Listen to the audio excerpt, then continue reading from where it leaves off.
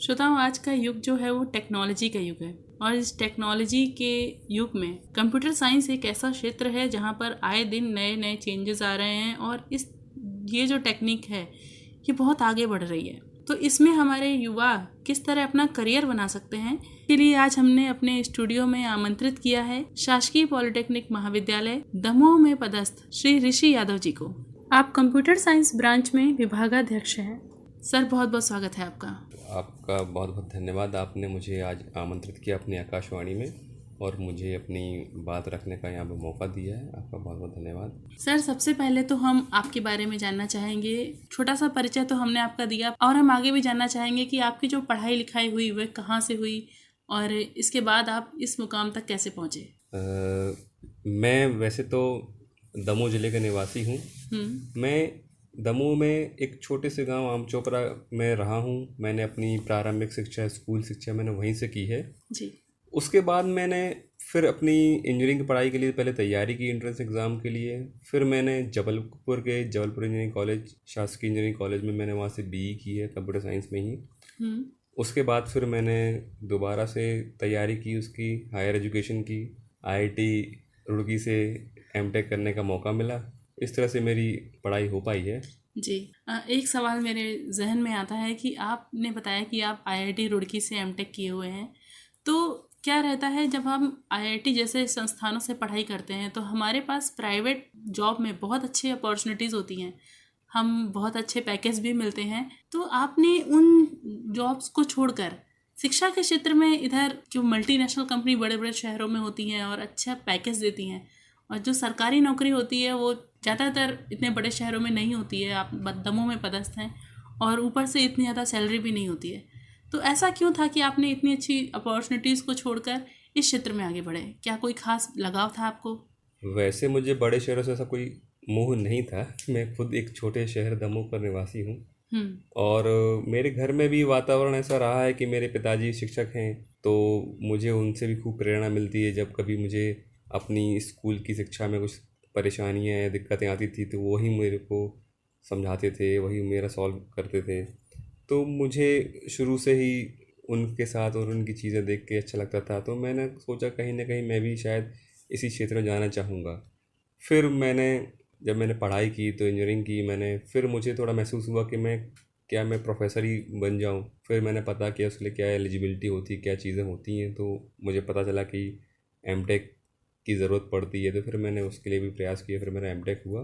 फिर मैं आखिरकार इस क्षेत्र में आ ही गया। मेरा ये मन था कि अपने अनुभव से मैं यदि किसी का भला कर सकता हूँ या अपने स्टूडेंट्स को, उनको मोटिवेट कर सकता हूँ, अपना नॉलेज ट्रांसफ़र कर सकता हूँ, तो वो मुझे ज़्यादा अच्छा लगता है। क्योंकि मैंने भी देखा है तो मेरे परिवार में भी मेरे पिताजी का रहन सहन भी बड़ा अच्छा है, सिंपल सा है और उससे दूसरों को लाभ ही होता है। तो मैं उससे जुड़ना चाहता था और मैं आखिरकार जुड़ गया, तो मुझे तो अच्छा लगता है ये चीज़। जी, एक अंदर से आपकी लगन है और कुछ सोसाइटी के लिए करने का जज्बा है और आपने पिताजी से भी इतना ज़्यादा प्रेरित हुए हैं, तो स्वाभाविक है कि आप इस क्षेत्र में आना चाहेंगे। और वाकई बहुत ही सम्माननीय क्षेत्र है और एक शिक्षक होना शायद सबसे ग्रेटफुल जॉब होती है। सर, जैसे आपने बताया कि आपने एमटेक किया था आईआईटी से, फिर उसके बाद आप इस जॉब में आए, तो हम ये जानना चाहेंगे कि इस जॉब में आने के लिए क्या पढ़ाई करनी पड़ती है। जैसे अगर हमारे कोई श्रोता इस कार्यक्रम को सुन रहे हैं और वो भी पॉलिटेक्निक या टेक्निकल एजुकेशन में अपना करियर बनाना चाहते हैं एज ए शिक्षक या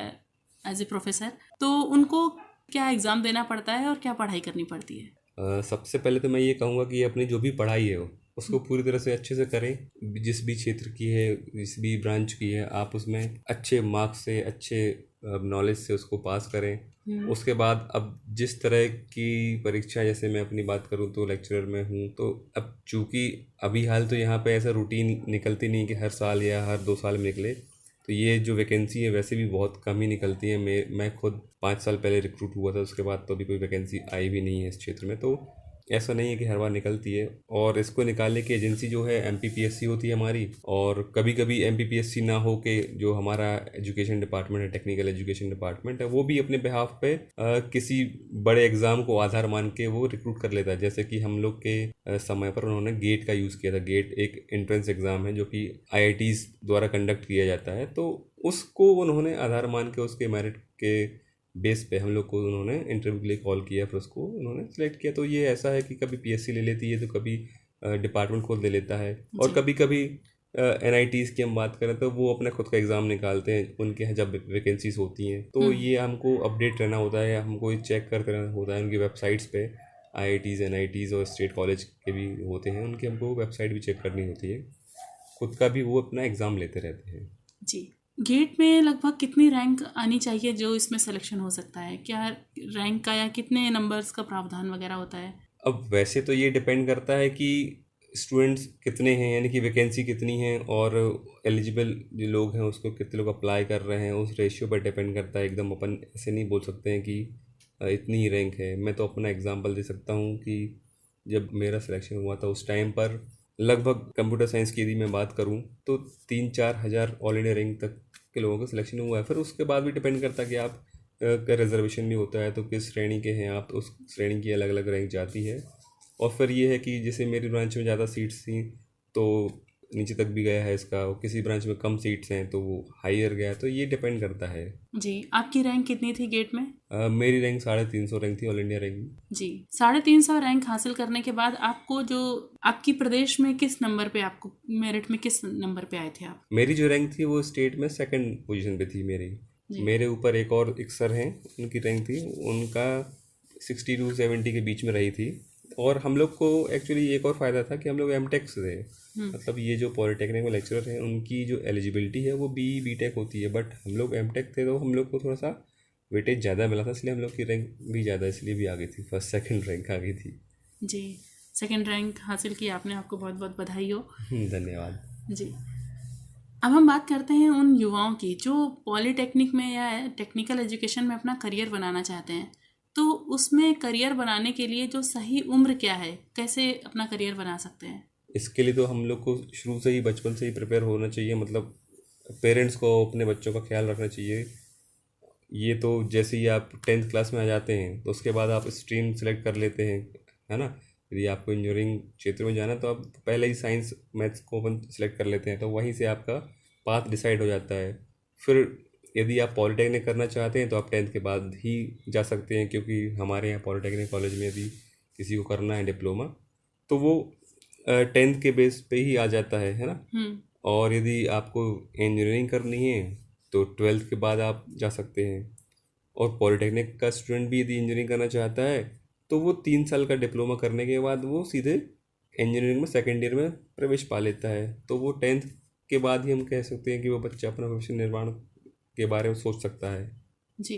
यानी अगर कोई बच्चा 10th में है और वो पॉलिटेक्निक में एडमिशन लेता है तो यहाँ उसको 11th 12th ना पढ़ने की बजाय अपने जिसमें उसका इंटरेस्ट क्षेत्र है उस इंटरेस्ट के क्षेत्र में वो पॉलिटेक्निक से 3 साल का डिप्लोमा कर सकता है, और फिर बाद में बीटेक के 2nd ईयर में डायरेक्ट एडमिशन ले सकता है। बिल्कुल।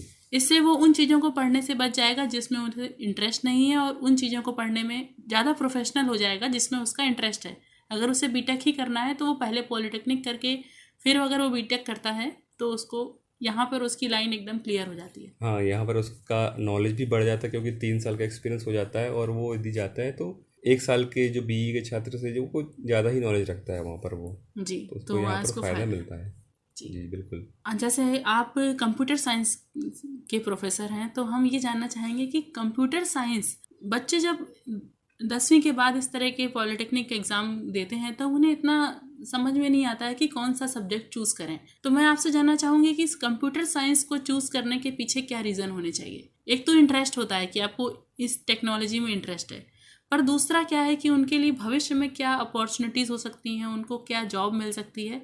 इन सब के बारे में आप हमें थोड़ा सा बताइए। जी, पहली बात तो आपने बता ही दी है कि आपका इंटरेस्ट होना चाहिए। ये तो बिल्कुल सही चीज़ है कि आप बच्चे को फोर्स ना करें कभी भी किसी चीज़ के लिए। उसका जिसमें मन हो उसको वो चीज़ करने दें। यदि उसका मन इंजीनियरिंग करने का तो इंजीनियरिंग करे, उसका मन है आर्ट्स में जाने का तो आर्ट्स में जाए, और इंजीनियरिंग में भी उसका मन यदि मैकेनिकल सिविल में जाने का है तो वहाँ जाए। तो पहली बात तो यही है कि उसका इंटरेस्ट होना चाहिए, क्योंकि यदि बिना इंटरेस्ट से काम करेगा तो फिर वो ज़्यादा सक्सेसफुल नहीं हो पाता है। और फिर दूसरी चीज़ ये है कि कंप्यूटर साइंस में बहुत ज़्यादा संभावनाएं हैं, बहुत ज़्यादा पॉसिबिलिटीज़ हैं उसको अपना करियर बनाने के लिए जी। In comparison to other branches की बात करें तो हर ब्रांचेस अपने आप में अच्छी, बट कंप्यूटर साइंस में यदि आप चाहें तो बहुत ज़्यादा ग्रोथ कर सकते हैं। आप प्राइवेट MNCs में आप जा सकते हैं, मल्टीनेशनल कंपनीज़ हैं, उसमें आप जितना अच्छा कार्य करेंगे उतना अच्छा आपको पैकेज मिलता है। तो यहाँ पे तो लिमिट ही नहीं होती है पैकेज की, और बहुत जल्दी आप ग्रो कर सकते हैं। आप में यदि नॉलेज है और आप में लगन है तो आप बहुत जल्दी कम उम्र में ही आप बहुत ज़्यादा पैकेज पा सकते हैं। तो जी ये बहुत ही आकर्षण का केंद्र होता है कंप्यूटर जी, साइंस में लोग जाते पैसे हैं। कमाने के लिए बहुत अच्छी बिल्कुल, और ब्रांच बहुत है। ही अच्छी चीज़ होती है, बहुत अच्छा काम भी होता है इसमें। जी और दूसरी चीज़ ये भी है कि आप यदि चाहते हैं कि आप गवर्नमेंट ऑर्गेनाइजेशन में जाना चाहते हैं तब भी यहाँ पे द्वार खुले हैं, बट थोड़े से अदर ब्रांचेस के कंपेरिजन कम हो जाते हैं। बट हाँ, यहाँ पे भी कोई कमी नहीं होती है। अपने पास बड़ी बड़ी ऑर्गेनाइजेशन हैं, जैसे DRDO वगैरह हैं, इसरो वगैरह, ये सब हमको लेती हैं, कंप्यूटर साइंस के स्टूडेंट्स को लेती हैं। तो गवर्नमेंट प्राइवेट हम दोनों तरह से इसको देख सकते हैं, अच्छी अपॉर्चुनिटीज़ हैं। जी। मतलब ये कहना सत्य होगा कि ये सिर्फ एक भ्रांति है कि कंप्यूटर साइंस के बाद सरकारी नौकरी नहीं मिलती। बिल्कुल, ऐसा तो नहीं कि नहीं मिलती, मिलती हाँ, पर अदर के कंपैरिजन थोड़ा सा हम कम बोलें। और अदर में भी हम ये बोलेंगे कि सिर्फ 2-3 ब्रांचेस ही हैं जो कि हमको देती हैं, जैसे सिविल हो गया, मैकेनिकल, इलेक्ट्रिकल होगा, ये बस ये ब्रांचेस हैं। इसके अलावा ऐसी कोई ब्रांचेस नहीं है जिसमें बहुत ज़्यादा गवर्नमेंट जॉब्स हैं। तो कंप्यूटर जी, साइंस इतने पीछे नहीं है। ये तो बात हुई कि सरकारी नौकरी या प्राइवेट नौकरी के बारे में। हम आपसे ये जानना चाहेंगे कि अगर कोई कंप्यूटर साइंस लेकर कोई व्यवसाय करना चाहता है इस क्षेत्र में, तो उसके लिए क्या अपॉर्चुनिटीज़ हैं? अरे, कंप्यूटर साइंस के स्टूडेंट के लिए तो बहुत ज़्यादा अपॉर्चुनिटीज़ हैं, क्योंकि अब आज के युग में आप देखें तो यदि कोई व्यवसाय है तो आप उसके लिए मार्केटिंग करेंगे जब, तो मार्केटिंग करने के लिए आप इन्हीं सब चीज़ों का यूज़ करते हैं, सोशल मीडिया का यूज़ करते हैं, आप इंटरनेट का यूज़ करते हैं। आप वर्ल्ड वाइड इसको आप दिखाना चाहेंगे, या अपने लोकल में भी आप मैक्सिमम लोगों को दिखाना चाहेंगे। तो आप यदि कंप्यूटर साइंस के स्टूडेंट, तो आप तो बहुत ज़्यादा फेमिलियर होते हैं इन सब टेक्नोलॉजी से, जी इन सब के यूज़ से आपको बहुत ज़्यादा फ़ायदा मिलेगा। तो ये तो है कि आपकी मार्केटिंग ईजी हो जाएगी, प्लस व्यवसाय भी इसमें बहुत अच्छे हैं कि आप उसको यूज़ कर सकते हैं। जैसे कि आप किसी प्राइवेट कंपनी में आप नेटवर्किंग का ही काम कर रहे हैं, जी तो ये भी इतना अच्छा व्यवसाय है। या फिर आप कोई वेबसाइट डेवलपमेंट का काम कर रहे हैं, या कोई ऐप डेवलपमेंट का काम कर रहे हैं, तो इस तरह के व्यवसाय भी आप कर सकते हैं। और भी कई सारे व्यवसाय हैं जो कंप्यूटर साइंस वाला स्टूडेंट कर सकता है। जी। तो इस तरह से ये एक तरह से हम कह सकते हैं कि ये स्वरोजगार में भी सहायक है। बिल्कुल बिल्कुल, ये स्वरोजगार ही हम कह सकते हैं, क्योंकि वो अपना कुछ खुद से इस्टेब्लिश कर सकता है स्टूडेंट, और वो चाहे तो अपने अंदर कई सारे एम्प्लॉय रख सकता है। यानी कि वो खुद स्वरोजगार तो कर रहा है और दूसरों को भी रोजगार प्रोवाइड कर सकता है, क्योंकि यदि उसकी टीम बढ़ती जा रही है, क्योंकि उसका काम ऐसा है कंप्यूटर साइंस का कि काम बढ़ता जाता है। और क्योंकि उसमें ज़रूरी नहीं कि आपको फील्ड में जाके ही काम करना पड़े, है ना, या आपको ऑफिस में बैठ के ही काम करना पड़े। आप अपने घर से ही काम कर सकते हैं, ऑफिस में आप बाहर का काम भी कर सकते हैं, इवन आप तो विदेशों तक का काम कर सकते हैं। तो काम आपके पास बहुत होता है, तो आप दूसरों को भी काम दे सकते हैं। तो ये स्वरोजगार भी है, और आप अपने अंदर अपने दूसरे वर्कर्स को भी लगा सकते हैं और उनको भी सिखा सकते हैं। तो बहुत ही ईजिली ये चीज़ हो जाती है इस अपने ब्रांच में। तो जी, और दूसरी चीज़ है कि बहुत इनोवेटिव है, आप हमेशा कुछ ना कुछ नया सीखते रहते हैं। बिल्कुल, इसमें तो टेक्नोलॉजी का ही खेल होता है पूरा। तो बहुत तीव्र गति से चेंजेस होते हैं यहाँ पर। तो जैसे जैसे टेक्नोलॉजी आती है आप सीखते जाते हैं, तो आप अपने आप को अपडेट करते जाते हैं। उससे आपको ही फ़ायदा होता है यदि कोई स्वरोजगार इस तरह से कोई कर रहा है तो। जी। सर, हम ये जानना चाहेंगे कि जो भी हमारे युवा श्रोता इस कार्यक्रम को सुन रहे हैं और पॉलिटेक्निक में अगर एडमिशन लेने की सोचते हैं, तो इसके फॉर्म कब आते हैं और इसमें कोर विषय जो होते हैं वो कौन-कौन से हैं, या फिर किन-किन विषयों में पॉलिटेक्निक होती है?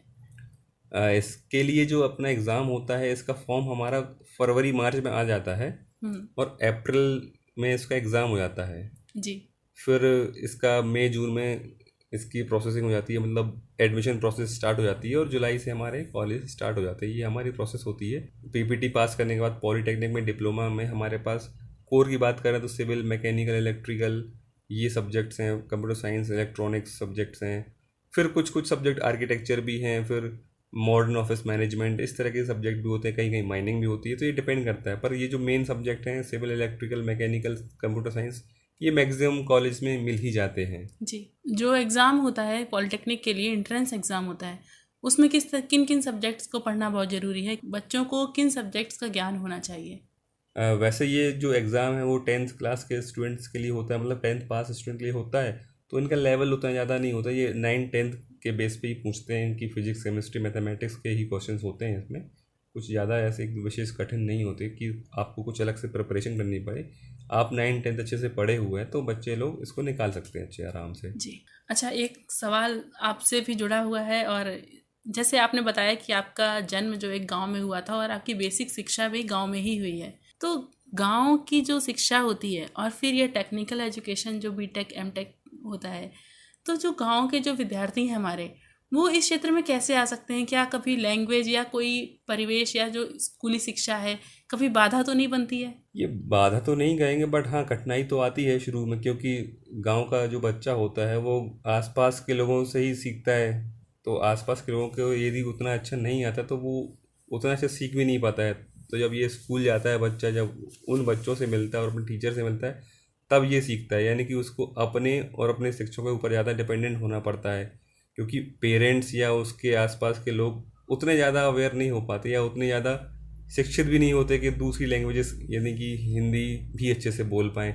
बुंदेलखंडी या अपन जो आसपास की लोकल लैंग्वेज है उसी में बात करते हैं। तो गांव में ये दिक्कत तो आती है कि लैंग्वेज जैसे इंग्लिश की दिक्कत तो आती है, क्योंकि स्कूल लेवल तक तो पढ़ाई हो जाती है बच्चों की, अपने मीडियम से हो जाती है। हिंदी मीडियम के बच्चे होते तो उसमें कर लेते हैं, पर जब उसके बाद बात आती है इंजीनियरिंग कॉलेज की या किसी भी बड़े कॉलेज लेवल की बात आती है जब, तो वहाँ पे फिर लैंग्वेज में दिक्कत आने लगती है कि इंग्लिश लैंग्वेज में बच्चों को पढ़ना होता है। शुरू में आती है कठिनाई, यदि बच्चा शुरू में 1 आध साल अच्छे से निकाल लेता है तो फिर उसको दिक्कत नहीं आती है। शुरू में उसको थोड़ा सा दिखाना पड़ता है अपना कि हाँ मैं कर सकता हूँ, मैं कर लूँगा। तो 1 साल के बाद फिर वो कठिनाई जो है उसको नहीं दिक्कत आती है, फिर वो इसको ईजी लगने लगता है, नॉर्मल आ जाता है, उसी में आ जाता है वो। तो ये दिक्कतें बाद में नहीं आती है। और जो टेक्निकल टर्म्स होते हैं उनको तो हिंदी टू इंग्लिश समझना ही पड़ता होगा। वही मैंने कहा कि 1 साल शुरू में दिक्कत आती है, उसके बाद तो वो उसका यूज टू हो जाता है, उसको लगता है ये नॉर्मल ही चीज़ है उसके लिए। अच्छा सर, जो भी हमारे युवा श्रोता हमारे कार्यक्रम को सुन रहे हैं, आप उनको क्या संदेश देना चाहेंगे? मैं तो सभी युवाओं को यही संदेश दूंगा कि आप जिस भी फील्ड में हैं, आप जिस भी स्ट्रीम में पढ़ाई कर रहे हैं, सबसे पहले तो आप अपनी पढ़ाई अच्छे से करें। ये ज़रूरी नहीं कि आप इसी सब्जेक्ट को पढ़ें या इंजीनियरिंग को ही पढ़ें या आप आर्ट्स को ही पढ़ें। आप तो जिस फील्ड में हैं, आप अपनी एजुकेशन ले रहे हैं, आप उसको अच्छे तरह से पढ़ाई करें ताकि उसका आप उपयोग कर सकें। यदि आपका कोई भी एग्ज़ाम होता है तो आप उसको निकाल सकें। सिर्फ मार्क्स लाने के लिए या अच्छे मार्क्स के लिए आप सिर्फ रट्टा मारें, इस तरह से पढ़ाई ना करें। आप उसका संपूर्ण ज्ञान लेने की कोशिश करें ताकि आपको ये काम आए। यदि आप सोचते हैं कि सिर्फ मार्क्स ही हो जाएगा काम, तो ये ज़रूरी नहीं है, कहीं ना कहीं आपका नॉलेज भी काम आता है। और दूसरी चीज़ ये है कि आप लोग कभी भी हतोत्साहित ना हों।